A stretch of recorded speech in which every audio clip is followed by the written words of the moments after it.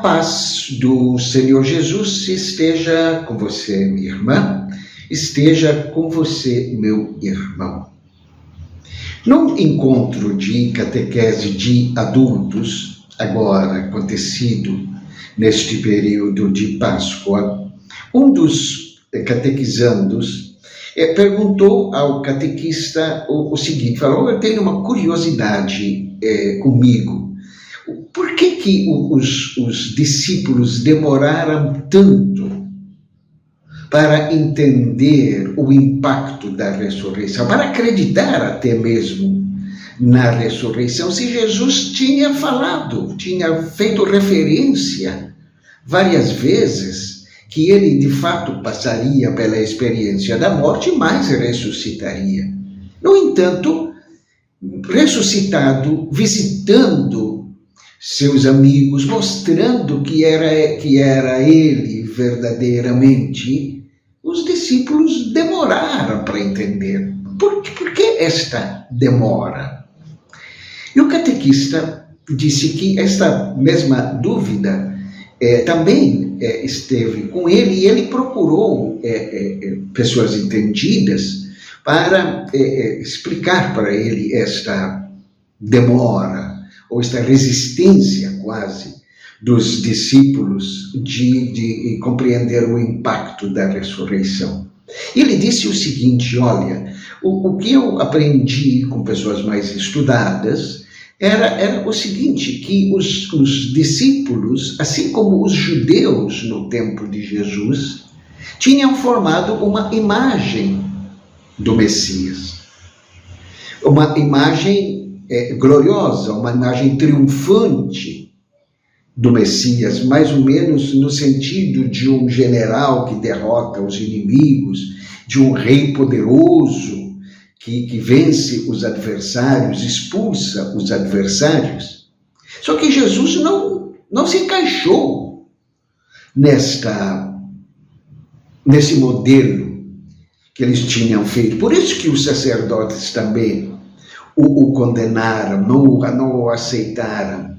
E por isso também que os próprios discípulos, mesmo Jesus ressuscitado, demoraram para entender o preconceito que eles fizeram, ou que foi colocado na mente deles, impediu que eles compreendessem aquele mistério. É como se você colocasse um filtro no óculos ou numa máquina de tirar fotografia, e todas as imagens refletem a cor do filtro.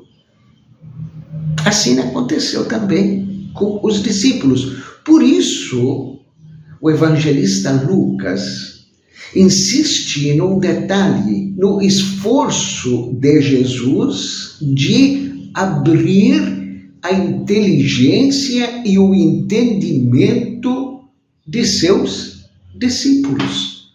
Somente quando eles, digamos assim, abandonaram aqueles padrões que eles tinham, é que eles chegaram a entender o impacto da ressurreição.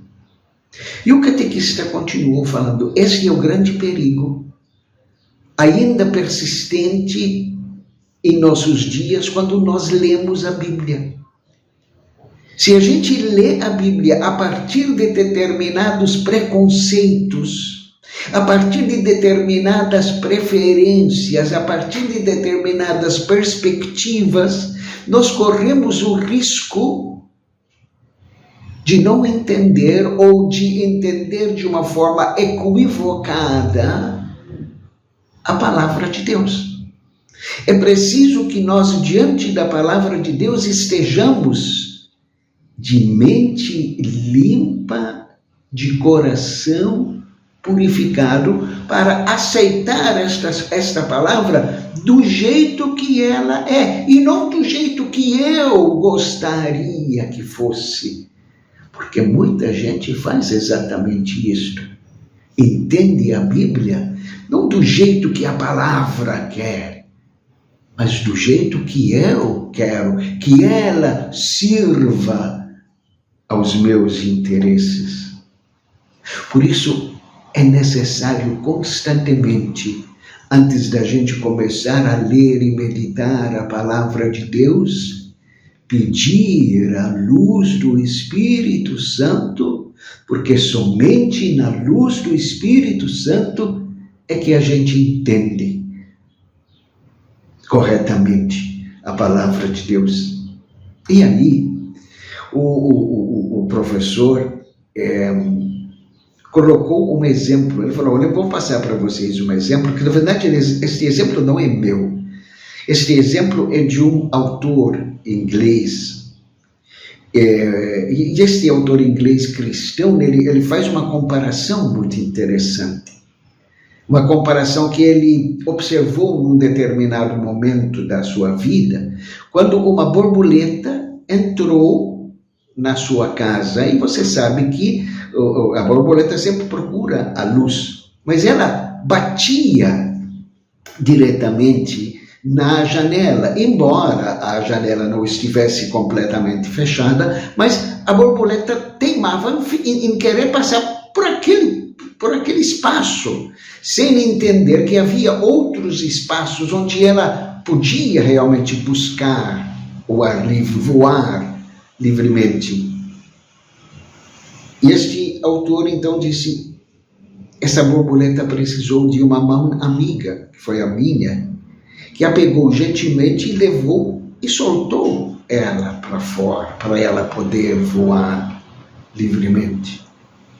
Muitas vezes, na leitura da palavra de Deus, nós somos iguais a esta borboleta, que teima só em enxergar aquilo que ela quer enxergar, e não o espaço imenso, bonito, livre, que está na palavra de Deus, até que alguém, o Espírito Santo, nos pegue gentilmente, nos eleva e nos solta, para saborear a imensidão, a beleza, a riqueza da palavra de Deus. Estejamos atentos, não permitamos que ideologias, não permitamos que preconceitos, não permitamos que presunções deturpem o entendimento da palavra de Deus e acabam até profanando a palavra de Deus. Fique na paz de Deus.